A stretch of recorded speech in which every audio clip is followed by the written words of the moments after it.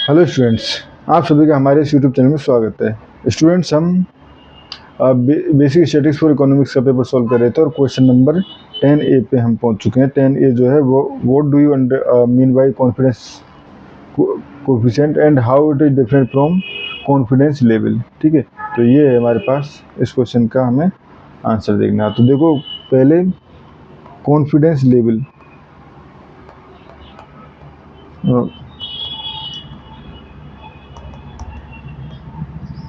Confidence level अगर हम देखें तो the confidence level is the probability, the confidence level is the probability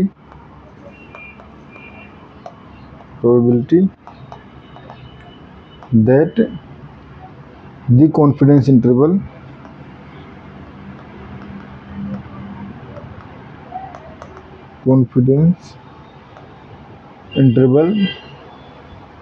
constructed from sample data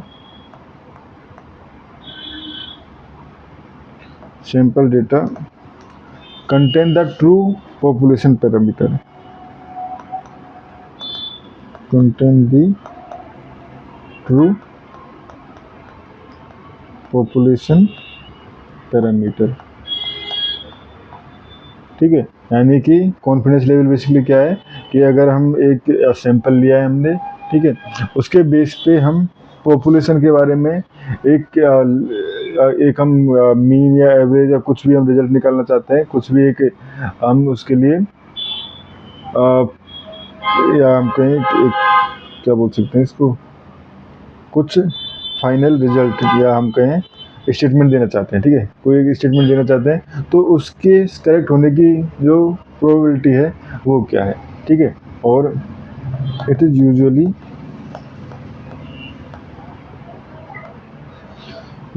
express as a percentage,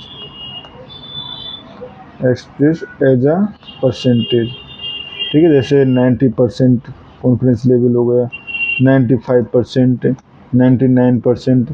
ठीक है, तो simple सी बात है, देखो 95% कॉन्फिडेंस बात करें हम लेवल की, तो इसका मतलब है कि repeated sampling 95 out of 100 intervals. ठीक है, construct will contain the true population mean. ठीक है, इसके बाद आता है कोफिशिएंट,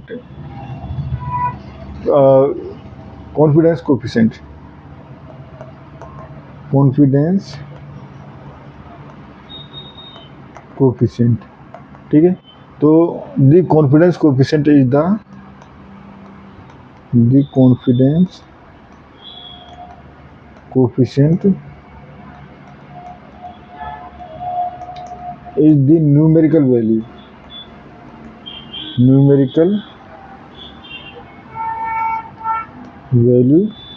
corresponding to the